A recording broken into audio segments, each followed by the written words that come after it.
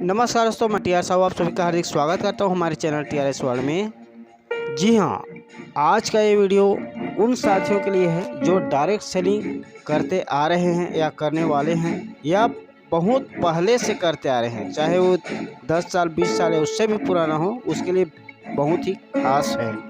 अब नया रूल्स आ गया है भारत सरकार द्वारा। पहले गाइडलाइन जारी किया गया था 2016 में, लेकिन अब ये नियम बना दिए गए हैं और ये अभी 2021 में हुआ है।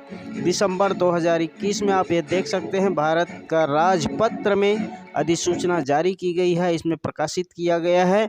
ये पूरा डिटेल्स, पूरा विवरण इसमें दिया गया है, आप पढ़ सकते हैं, देख सकते हैं। हिंदी और अंग्रेजी दोनों में दिया हुआ है और जो भी डायरेक्ट सेलिंग करते हैं उनके लिए ये बेहद ज़रूरी है। और ये कई प्रकार के अफवाह भी उड़ाए जा रहे हैं। कई यूट्यूबर के माध्यम से आपको जानकारी हुआ होगा, कई मीडिया, पेपर मीडिया या इलेक्ट्रॉनिक मीडिया के माध्यम से आपको जानकारी हुआ होगा, लेकिन कुछ भ्रम है। यानी कुछ लोगों ने ऐसे प्रेजेंटेशन किया है कि लोग भ्रमित हो चुके हैं। तो भ्रमित नहीं होना है, आपको कुछ विशेष या कुछ महत्वपूर्ण जानकारी जो आपको जानना ज़रूरी है वो मैं इस वीडियो में बताने वाला हूं। तो इस वीडियो में पूरा बने रहिए, क्योंकि डायरेक्ट सेलिंग जो कर रहे हैं उनको काफ़ी दिनों से इंतज़ार था कि भारत में ऐसा गाइडलाइन आना चाहिए, डायरेक्ट सेलिंग के लिए ऐसे नियम होने चाहिए जिससे हम बिंदास होकर कर सके।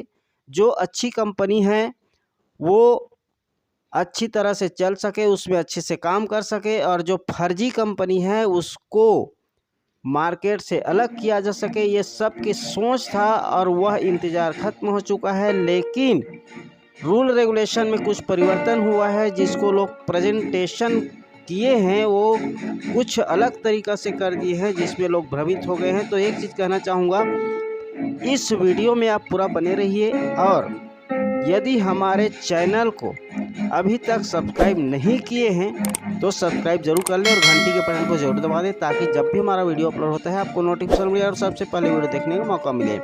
तो आइए चलते हैं। डायरेक्ट सेलिंग रूल्स 2021-2022 जो अपडेट करना होगा 90 दिन तक। जो भी डायरेक्ट सेलिंग कंपनी अभी तक चल रही है और ये जो नियम बनाए गए हैं उसके अनुरूप यदि नहीं है, कुछ सुधार करना है, तो 90 दिनों का समय मिला हुआ है। कोई भी डायरेक्ट सेलिंग चाहे पुराना हो चाहे अभी करने वाले हैं, उसको 90 दिन का समय दिया हुआ है।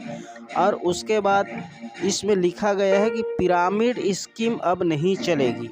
ये बहुत ही महत्वपूर्ण चीज़ है। पिरामिड स्कीम है क्या, इसको जानना है। और पिरामिड स्कीम का ना तो प्रचार प्रसार करना है, न ही कोई कंपनी को ये पिरामिड स्कीम के तहत काम करना है। यदि पहले से करते आ रहे हैं वो अपने सिस्टम को सुधार सकते हैं, ताकि आने वाले समय में लंबा समय तक डायरेक्ट सेलिंग में काम कर सके और लोगों को लाभ दे सके और लोग भी इसमें काम कर सके। दूसरा, मनी सर्कुलेशन अब नहीं चलेगी, या जो पैसे लेते हैं और पैसे लेकर ही उसको उसी के पैसे वापस करते हैं और खुद अपना इनकम लेते हैं। यानी कंपनी भी अपना इनकम उसी से निकालती है और उसी पैसे से ही उसको कमीशन दिया जाता है। इस प्रकार के जो मनी सर्कुलेशन जो स्कीम है, जो सिस्टम है, इसको बदलना होगा और ये गैर कानूनी माना जाएगा। ज्वाइनिंग पैकेज नहीं होगा और न ही ज्वाइनिंग की कोई फीस होगी। यानी जो भी डायरेक्ट सेलिंग कंपनी है वो कोई पैकेज नहीं बनाएगा, क्योंकि इसमें बाध्यता हो जाती है कि इतने का प्रोडक्ट आपको लेना ही है तभी आप इसमें कर पाएंगे, या इतना लेना ही होगा। इस प्रकार का कोई पैकेज नहीं होगा और न ही किसी प्रकार की फीस होगा। यदि आप डायरेक्ट सेलिंग में काम करते हैं तो ये ध्यान रखना बहुत ज़रूरी है। और यदि कोई फॉरेन कंपनी है जो भारत में चलेगी, उसको यहाँ ऑफिस होना बहुत ज़रूरी है।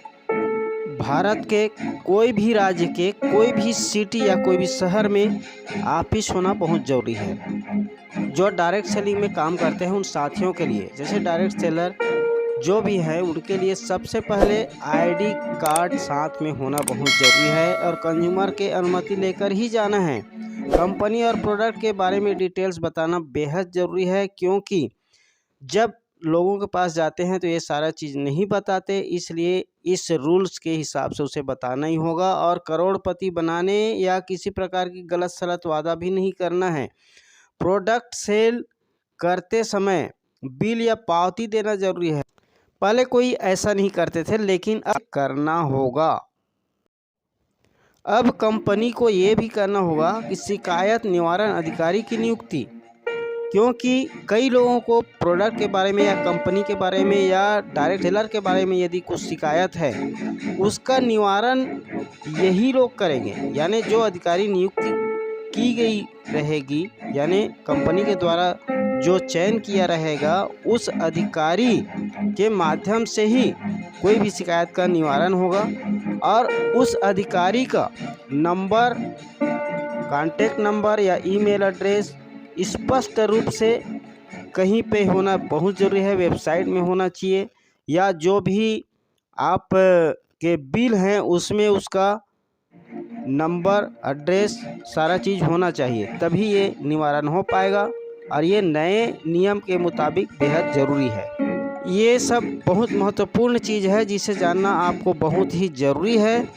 इसके अलावा विस्तार पूर्वक इस भारत के राजपत्र में छपा हुआ है, आप उसे जानकारी ले सकते हैं। आज के लिए इतने ही।